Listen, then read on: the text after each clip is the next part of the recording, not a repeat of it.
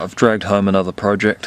It's a Bonito 4.9 metre fiberglass hull with an 85 horsepower two-stroke.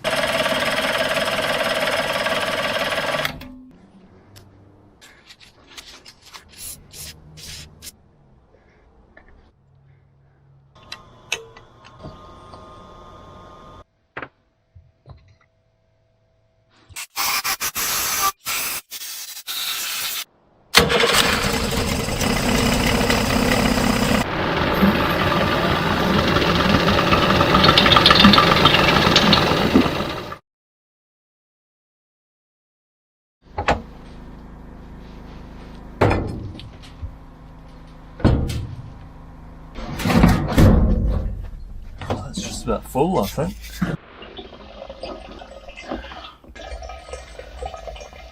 There was about 90 litres of fuel in that tank, so I filled up the car and the quad bikes and they seem to run fine, so I think it'll be okay to use in the 4-strokes, so that's a nice little bonus.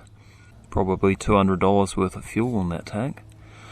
I'll put fresh fuel in the outboard though. 2-strokes can be hard to start at the best of times.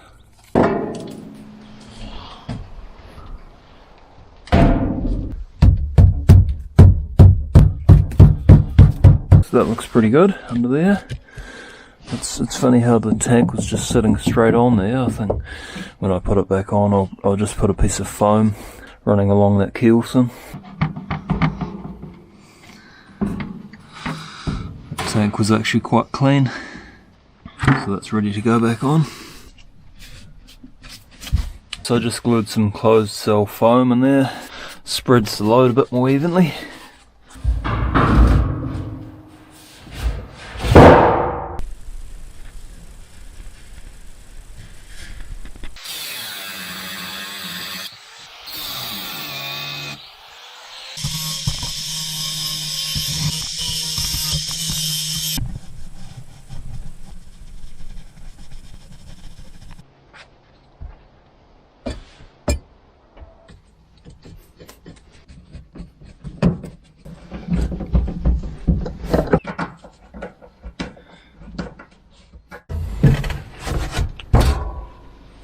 There's the outboard bracket. That's handy. So it looks like they've taken that off and welded this steel thing on there. I don't know what that's about, but that's no use to me. I'd rather have the outboard bracket, so I'll take the steel thing off and put that bracket back on.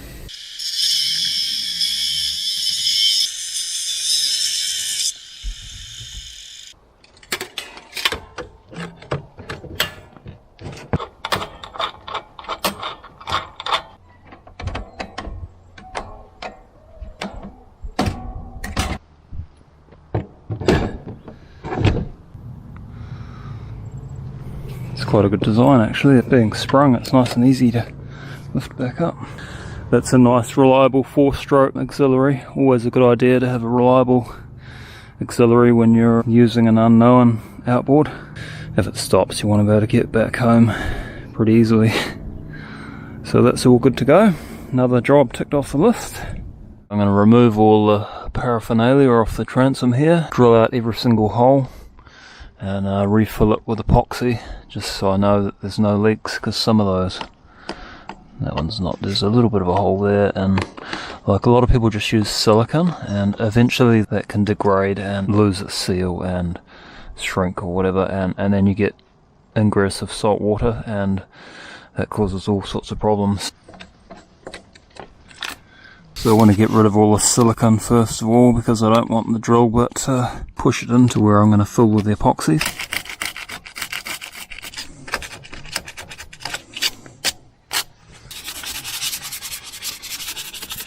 This is why it's a good idea to use stainless screws and bolts below the waterline. So these ones have rusted out and the water's been getting in around the side of them and seeping into the transom, so that's not ideal.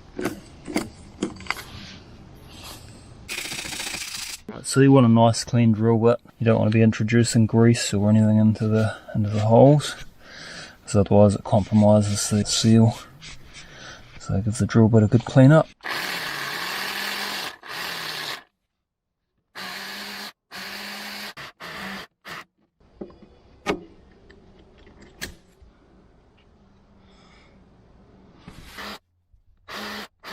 Want to make sure you don't drill through the other side, because you want to fill up these voids with epoxy. You don't want it spilling out onto the other side.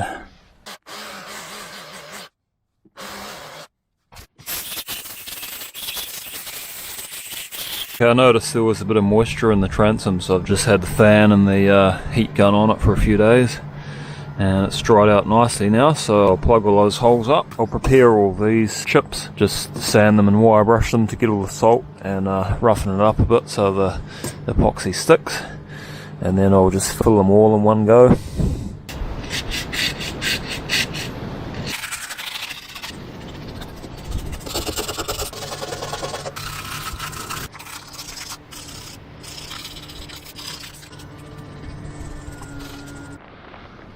Alright, that's a bit of an issue there.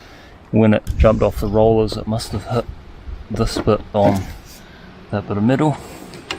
And I noticed there's a bit of movement that needs repairing before I get it in the water. So what I'm going to have to do is just cut a hole in the floor and patch that up from the inside, just to make it nice and strong again.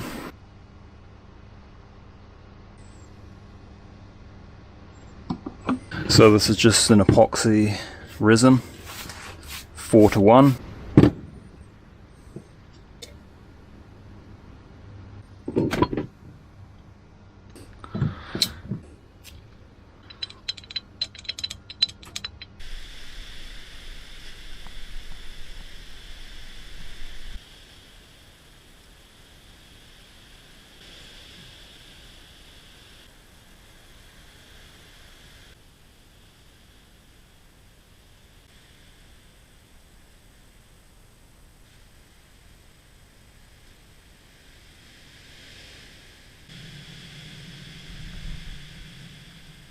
This time I'm going to mix some epoxy and then add some adhesive filler into the epoxy, and that'll give me a nice thick mixture that I can plug the holes with.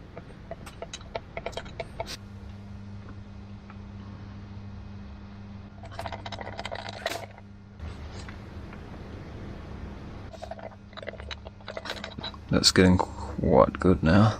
I don't want to make it too thick, otherwise we'll never get it into the syringe.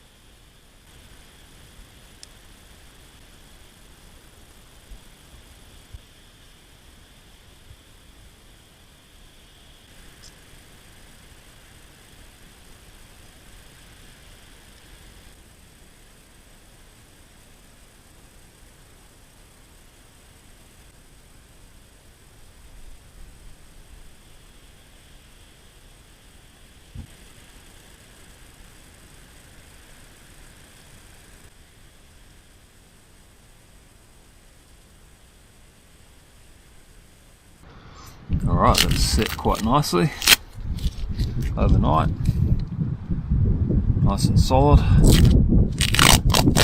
That's great, that's not going to leak again.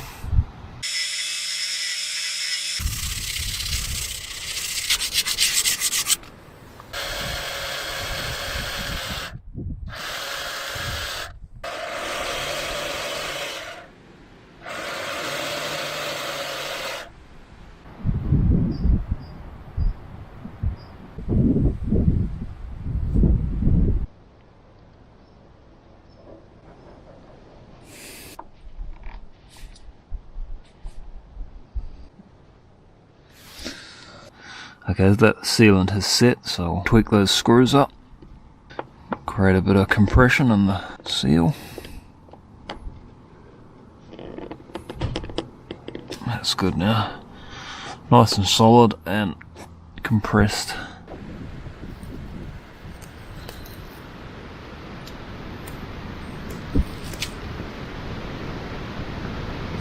So that sealed that crack up and strengthened it up. I just used chopped strand with some epoxy on that.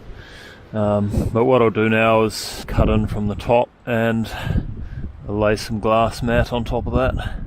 That's fiberglass with plywood underneath. So we're going to cut that with a grinding disc. So I've just put a tarp over the front of the hull so I don't get glass fibres going everywhere, because you never get rid of them once they're in there.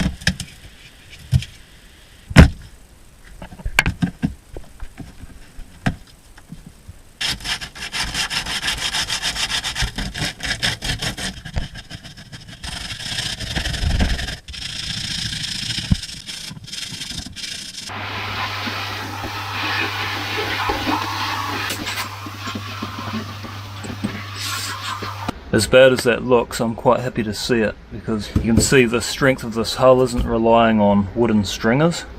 It's fully fiberglass, so it's a one-day job instead of a 2-week job, because if I'd had to pull rotten wooden stringers out of there, it would have taken days and days to do, because I would have to take the whole floor out and everything. There has been a bit of a crack in there. Fiberglass has come away from the bottom of the hull because it's been pushed up, and that was quite a weak area, so I'm glad I did take that out. So what I'll have to do is just re-impregnate that with epoxy, and I'll put a few layers of fiberglass over that. The weak area is isolated to just there, like about a probably 6 by 2 inch area, so I'll patch that up and then extend the patch further down just to give it plenty of strength. I've given it a bit of a rough up with 60 grit sandpaper, and that'll just let the epoxy key in nicely. So I'll get that bottom piece patched up, and then I extended the hole so I can put a patch right over this stringer. I'll put that piece back in and glue that in place, and then glass mat over top of that, so it'll be as good as new. So that's actually excellent to see. A very well made hull with not relying on wooden stringers, because that's a big weakness in fiberglass boats. And there's actually also another one of these fiberglass stringers just under there, so it's a very, very strong hull, which is good to see.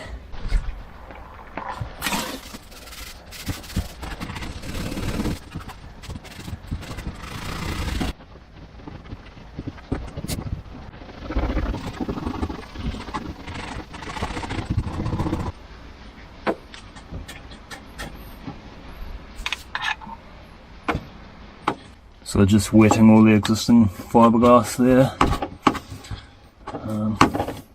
because some has been pushed up and has no resin around it. So I'll just saturate it again. That's my first layer of strength.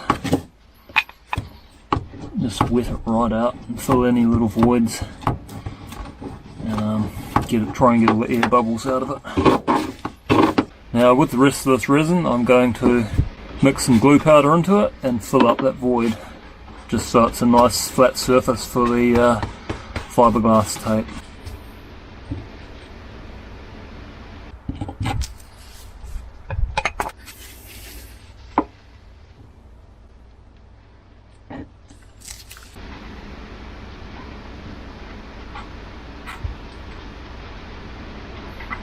So I've just filled up that void with thickened epoxy, and that just makes the glass mat conform to the shape better and takes out all the air bubbles. So now I can go ahead and patch that up.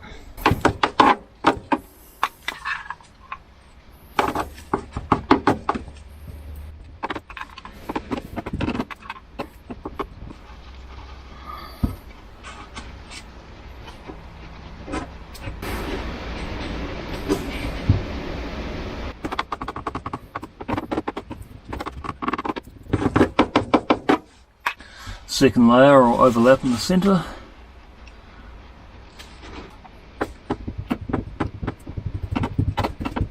Now third layer, that's going to overlap in the centre again.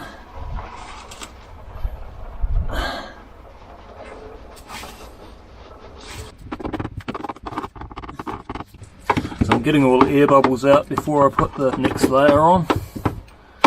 The less air in it, the stronger it's going to be. And last layer on this part. It's looking good. 4 layers of double bias fiberglass cloth. That's going to be super strong.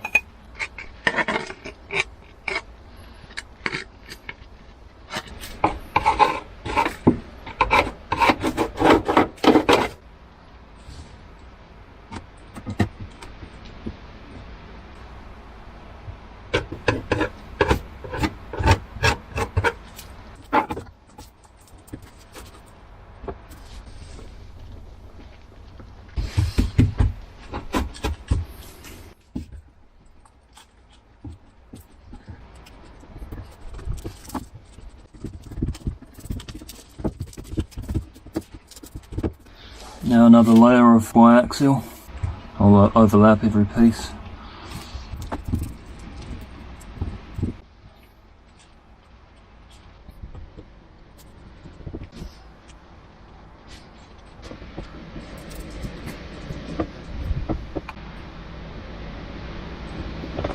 I've got quite a bit of epoxy left there. I'm just going to go through and use up these offcuts. Just slap them over top of that.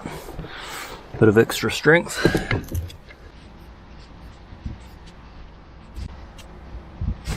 I like to overlap every join just to add a bit of strength.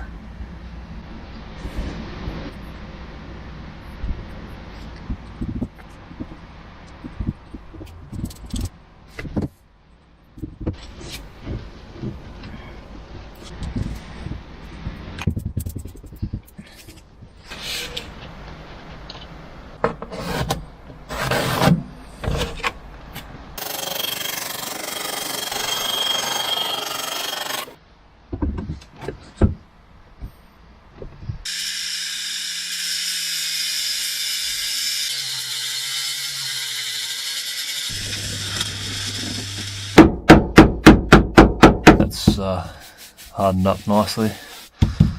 Extremely strong now. Make sure I haven't left any tools down there. If you leave the epoxy to set fully, it leaves a waxy film on the top of it, so best to just clean it off with acetone or wash it or sand it down. I'm just going to use some acetone and just give it a really good rub because I want to glue the actual floor down to that piece. I mean, it's not going to be structural, but it's good if it sticks properly. And also clean up around where I'm going to put the new fiberglass. It sticks a lot better if you make everything clean. When you're working with boats, just every piece of wood you use, just seal it fully, including the edges too. Otherwise they just end up getting wet and it adds weight and they end up rotting, so seal it up.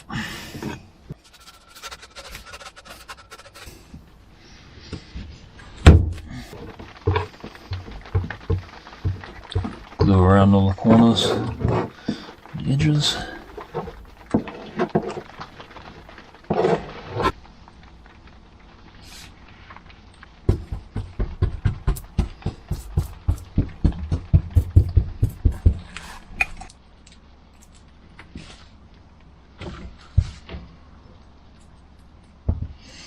Alright, I think that'll do me.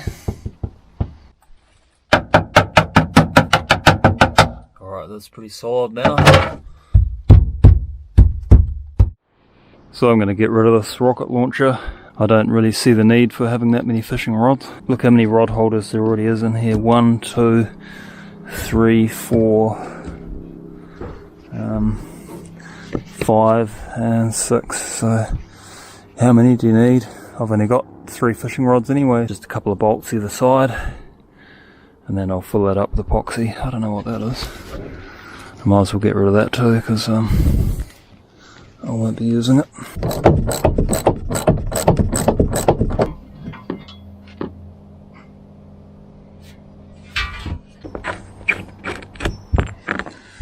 See, that wasn't even sealed up, so any rainwater would have just gone, leaked down the edges of those bolts.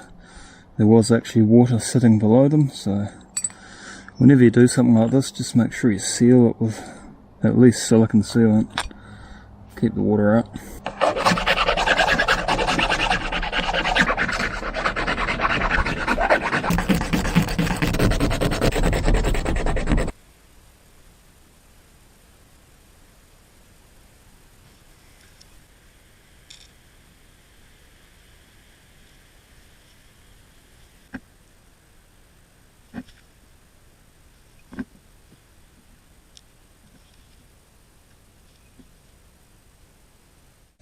So I like to keep my hubs fairly well greased all over, just because I've seen them rust away and get all pitted, and then your wheel starts not being centered, because quite often they're going in salt water. That grease will just stop the water getting to the metal, so it gives it a wee bit of a waterproof layer. So I just do that every time I take the wheel off.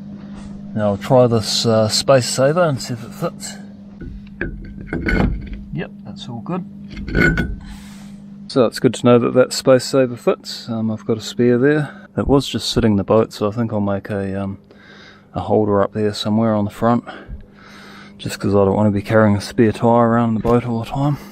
So if you're doing this, you want to make sure the wheel isn't going to be in the way of the winch handle, and make sure obviously the boat's not going to hit it when it's wound in.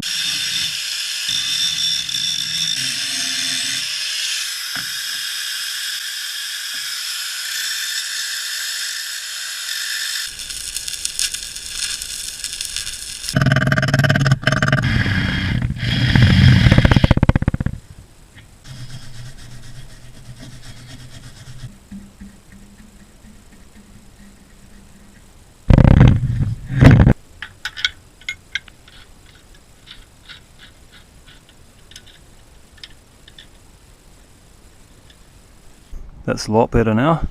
I don't have a wheel rolling around on the hull, and it just gets it out of the way, and that's not coming off there in a hurry, so another job done.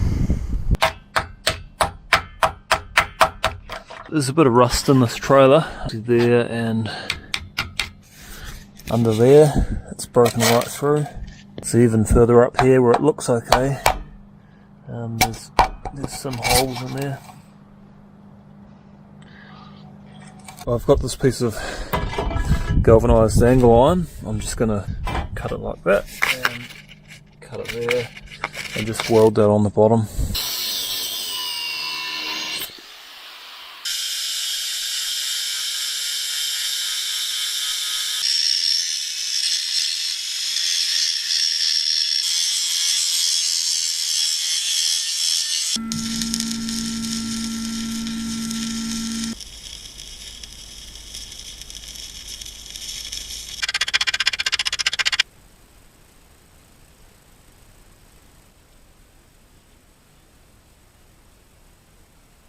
That'll be plenty strong enough now. That's really the worst part. The rest of it's not too bad. So I think it's ready for sea trials now. Hopefully I'll get out in the next few days and see how it all goes. The kids will be able to sit up the front here, nice and sheltered up here. Should be fun. Got the old fire extinguisher just in case things go pear-shaped. But it should be good. I'm pretty happy with it. It's a pretty solid old hull, and that motor's running sweet now, so I'll put a bit of fuel in that tank. I'd say that motor's going to be a bit of a guzzler, so probably need a good 60 litres or so for a few hours. I'll leave it there for now. Catch you in a few days.